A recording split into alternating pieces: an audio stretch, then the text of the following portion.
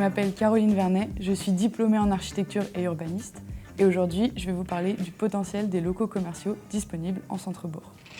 La réflexion sur le potentiel des commerces date de mes études d'archi, puisque à l'école d'archi et pour mon diplôme de fin d'études, j'ai proposé de transformer un ensemble de locaux commerciaux d'un centre-bourg en école élémentaire. Les centres-bourgs, c'est les petits villages qu'on traverse quand on part en vacances, quand on loue un gîte ou qu'on habite. Dans l'imaginaire des gens, le problème des centres-bourgs, c'est les commerces vacants. Et en même temps, c'est peut-être le lieu où c'est le plus difficile de proposer des réponses. Donc c'est pour ça que j'ai pris ce sujet à bras-le-corps. Moi, j'ai travaillé dans une agence qui était basée à Paris pour faire du coup ce qu'on appelle des projets de revitalisation. Donc c'est des projets où on essaye d'agir sur plusieurs leviers en proposant une stratégie urbaine. Et au bout d'un moment, je me suis sentie frustrée parce qu'on était capable de proposer des choses sur plein de sujets, mais pas sur l'éléphant au milieu de la pièce, c'est-à-dire ces commerces qui restent vides. On a beau proposer des projets assez divers sur de l'aménagement d'espaces publics, sur du logement, sur de l'équipement, à la fin, il reste toujours un questionnement autour de « et les locaux commerciaux, qu'est-ce qu'on fait ?» J'ai fait le choix, au bout d'un moment, de quitter la grande ville pour mettre aussi du sens dans ma vie personnelle et que je puisse habiter ces centres-bourgs. Donc j'ai décidé de prendre du temps, dans cette urgence de vouloir faire des choses, de m'arrêter un instant pour aller me former sur ce sujet et pour pouvoir revenir avec des meilleurs conseils aux élus. J'ai quitté Paris, j'ai quitté cette agence, j'ai fait mes cartons et j'ai emménagé dans un centre-bourg de 5000 habitants en Isère. Et puis une fois que j'ai emménagé dans ce nouveau lieu de vie, la première partie du projet, ça a été de prendre du temps et de mettre sur papier les questions que j'avais. Puisque c'est des questions qui étaient en fond depuis la fin de mes études et pendant ma pratique de l'urbanisme dans les projets de revitalisation. Et donc là, il était l'heure de les poser sur papier. Et cette liste de questions, au fur et à mesure, elle est devenue un protocole de recherche, puisqu'elle était formulée en qui, quoi, où, comment, pourquoi. Ce protocole m'a permis de mener une enquête avec au cœur de cette enquête la question « Quel est le potentiel des locaux commerciaux disponibles en centre-bourg ?» Dans cette question, il y a le terme « disponible ». En utilisant « disponible » et donc « dispo », c'est le nom de tout ce projet, j'ouvre la porte au projet en fait. L'objectif, c'est de voir ce local commercial comme un lieu de potentiel, un lieu de projet, un lieu disponible pour du projet.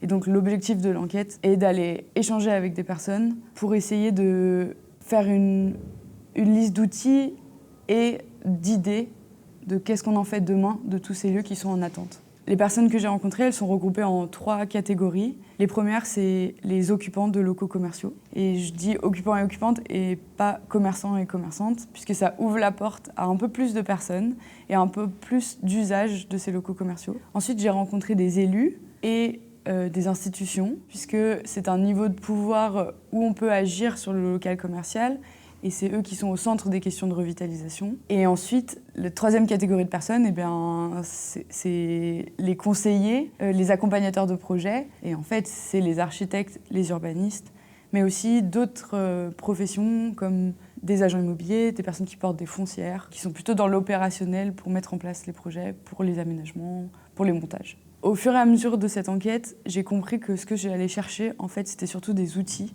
Parce que des idées et des références, elles dépendent aussi beaucoup du contexte. Donc pour chercher des programmations, je pense que c'était pas tout à fait ça le sujet. Au fur et à mesure, j'ai compris que ce qui me manquait, c'était des outils pour pouvoir mettre en place ces programmations.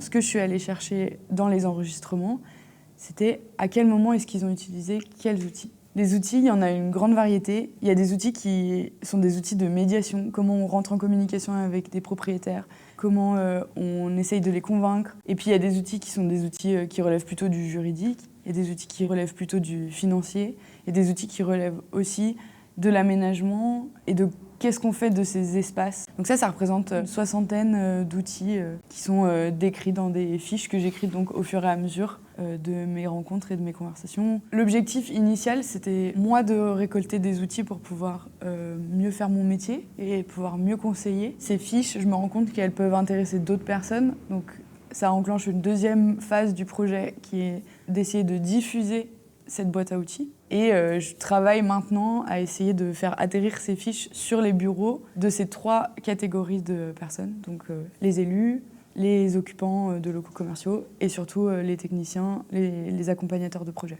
Un des enjeux est la position du propriétaire du local commercial, qui aujourd'hui, dans de nombreux cas, a moins à perdre de réavoir un locataire dans son local commercial que de le laisser vide. Ce qui soulève plein de questions aussi de juridique et de finance autour de la propriété de ces locaux commerciaux. L'élu, il se sent un peu démuni face à la question. Entre autres, il se sent démuni puisque ces espaces relèvent de la propriété privée.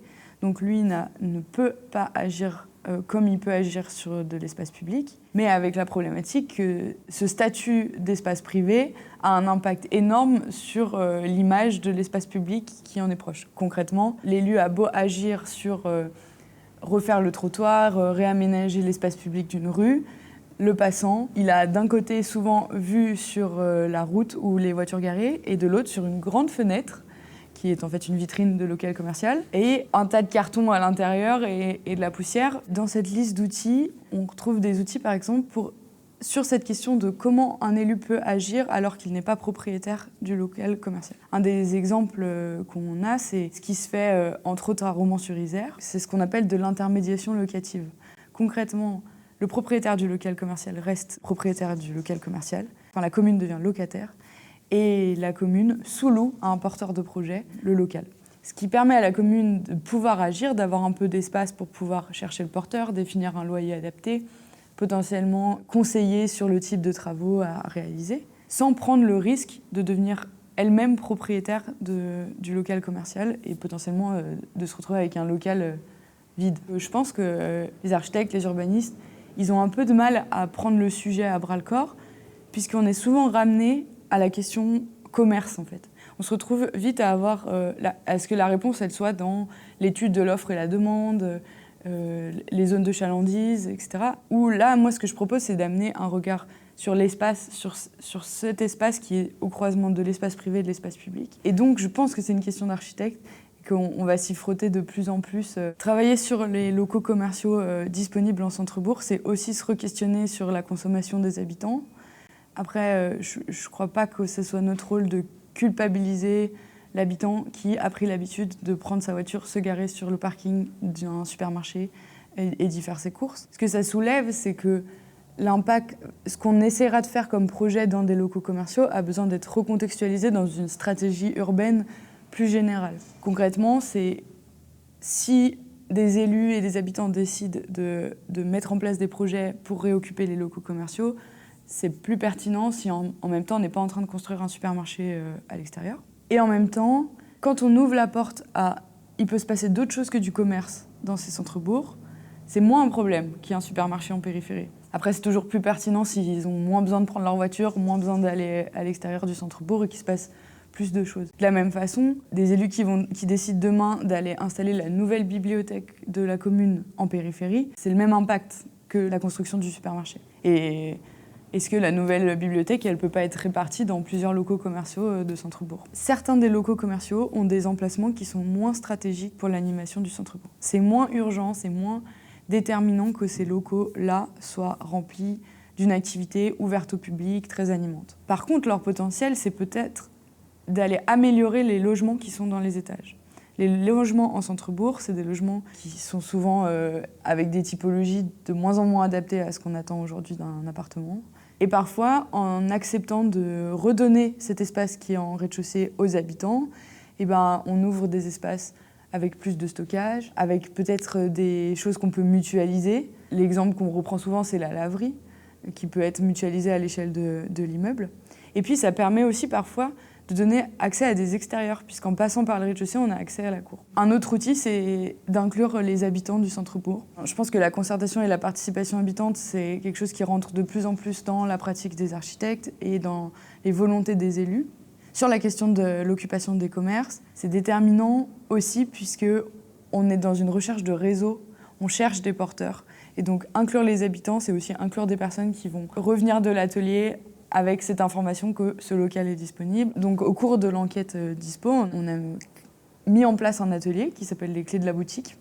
On l'a testé. L'objectif de cet atelier, c'était de mettre en parallèle des photos de vitrines de locaux commerciaux qui ont été prises dans toute la France et des idées d'habitants sur leur potentielle nouvelle occupation. On a posé des questions en leur demandant quel nouveau nom on pourrait écrire sur l'enseigne, quel aménagement on a besoin devant, qui pourrait y rentrer, à quelle heure est-ce que ça sera ouvert. Et ça a permis plusieurs choses. La première, c'était de se rendre compte que les locaux qui étaient fermés, donc les locaux qui avaient un rideau métallique baissé, de la peinture sur la vitrine, ça a été les photos sur lesquelles on n'a pas eu de proposition de la journée. Donc ça, c'est un peu la première leçon aussi, de ouvrons ces locaux et laissons voir à l'intérieur pour permettre aux gens d'imaginer aussi des occupations. La deuxième leçon, c'est que réouvrir des commerces, ça fait vraiment peur aux gens. Le rythme de travail correspond plus à ce qu'on peut vouloir. Et donc c'est aussi important d'imaginer des nouvelles occupations ou des nouvelles façons de faire commerce